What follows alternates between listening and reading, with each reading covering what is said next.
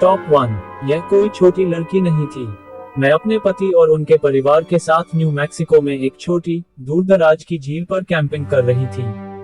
हमारे समूह में लगभग 10 लोग थे और अगले कैंपस साइट में 6 लोगों का एक और समूह था।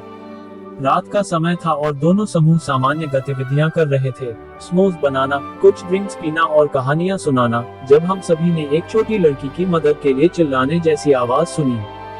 किसी भी समूह के साथ बच्चे नहीं थे, लेकिन हम सभी को यकीन था कि हम एक छोटी लड़की की आवाज सुन रहे थे और हमने उस क्षेत्र की खोज करने का फैसला किया जहां से हमने आवाज सुनी थी। हमारे कैंपस साइट के पीछे एक मैदान था और हम सभी ने एक बहुत लंबी, शुद्ध सफेद आकृति को मैदान में हमसे लगभग 100 फीट दूर खड़े होकर आवाजें निकालते हुए देखा। हम सभी सहमत थे कि यह चीज शायद 6 फीट लंबी, पतली और जितनी हो सकती है उतनी सफेद दिख रही थी।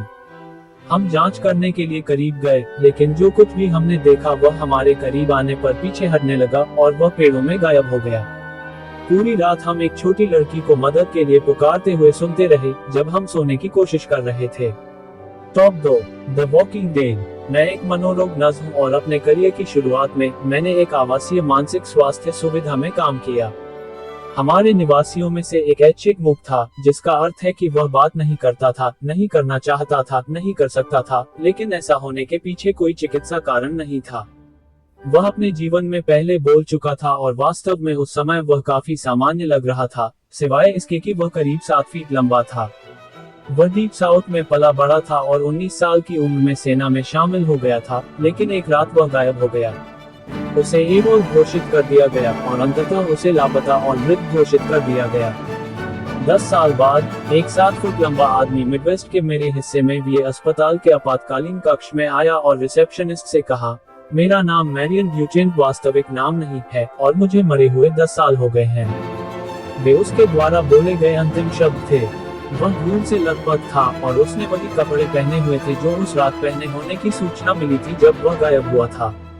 उसका सामाजिक सुरक्षा नंबर इस्तेमाल नहीं किया गया था और उसके पास कोई पहचान पत्र नहीं था। हालांकि वे उसे पहचानने में सक्षम थे, मुझे लगता है कि उंगलियों के निशान के माध्यम से।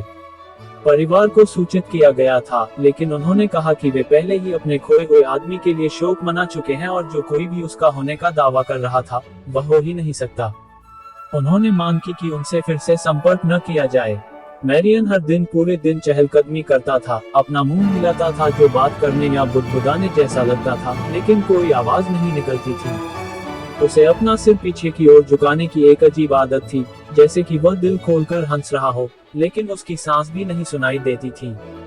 अगर मैं उससे बात करता, तो वह सुनता हुआ दिखाई देता, समय समय पर अपने सिर को पीछे की ओर झुकाकर अपनी हंसी की नकल करता। कई तरह की दवाइयां आजमाई गईं, लेकिन उनका उस पर कोई सकारात्मक या नकारात्मक असर नहीं हुआ। व्यावसायिक चिकित्सा से भी कुछ नहीं हुआ क्योंकि मैरियन सिर्फ मुस्कुराता रहता और जब तक उसे रुकने के लिए न कहा जाए, वह उठकर फिर से चहलकदमी करने लगता। उस नौकरी के आखिरी दिन मैंने आखिरी बार मैरियन को देखा, जो पार्किंग में टहल रहा था, अपना सिर पीछे की ओर झुकाकर हंस रहा था। बाद में मुझे आश्चर्य हुआ कि क्या मैं हमेशा से ही किसी भूत से जूझ रहा था।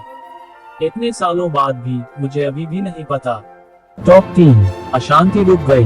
मैं अपनी माँ और बहन के साथ देश भर में गाड़ी चला रहा था जब मैं 16 साल का था और मेरी बहन 20 साल की थी। देर हो चुकी थी, लेकिन हम अभी भी अच्छी तरह से आराम कर रहे थे और सतर्क थे। हम एक अंतर्राज्यीय सड़क पर गाड़ी चला रहे थे और हमें गैस और बाथरूम ब्रेक की जरूरत थी, इसलिए हम 200 मील में एकमात्र विश्राम स्थल पर रुके। पेट्रोल स्टेशन पर सड़क यात्रा पर किशोरों से भरी एक वैन थी, साथ ही हमारे सामने पंप पर एक छोटी ग्रे कार खड़ी थी जिसके बाहर 2 युवा पुरुष खड़े थे। जब हम वहां पहुंचे तो सब कुछ गलत लग रहा था। हम कई दिनों से सड़क पर थे और रात में कई विश्राम स्थल देखे थे और तब तक कभी डरे नहीं थे। मेरी माँ और बहन अंदर चली गईं और मैं कार में ही रहा। मैंने किशोरों को ये कहते हुए सुना कि वे डरे हुए थे और पंप चालू नहीं कर पा रहे थे और वे जल्दी में चले गए। मैं हमारे सामने कार को देख रहा था और वे दोनों आदमी बिल्कुल भी नहीं हिले थे, 1 इंच भी नहीं। वे बात नहीं कर रहे थे, वे फोन पर नहीं थे, वे बस वहीं खड़े थे, पत्थर की तरह स्थिर। मेरी बहन और माँ दौड़कर कार के पास आई और जब वे अंदर आई, तो दोनों आदमी धीरे धीरे मुड़े और अपनी बाकी बॉडी को हिलाए बिना हमारी तरफ देखा और मैं कसम खाता हूँ, हम सभी ने एक ही चीज देखी, उनकी आंखें काली और खाली थी। सच में खाली, काली नहीं, बिल्कुल भी रोशनी नहीं दिखा रही थी, बस एक खालीपन था। हम वहां से तेजी से निकले और अगले शहर में पहुंचने तक रुके नहीं। पूरे अनुभव में सबसे बुरी बात यह थी कि हम किसी भी नक्शे पर उस जगह को नहीं ढूंढ पाए। हमें पता था कि इंटरस्टेट पर किस जगह को देखना है, और हम इसे गूगल मैप्स या हमारे पास मौजूद किसी भी कागज के नक्शे पर नहीं ढूंढ पाए। हमने स्थानीय लोगों से सड़क के उस हिस्से पर मौजूद खौफनाक गैस स्टेशन के बारे में भी पूछा और हमें केवल भ्रमित नजरें मिली। हम तब से उस इंटरस्टेट पर यात्रा कर रहे हैं और वहां कोई विश्राम स्थल नहीं है।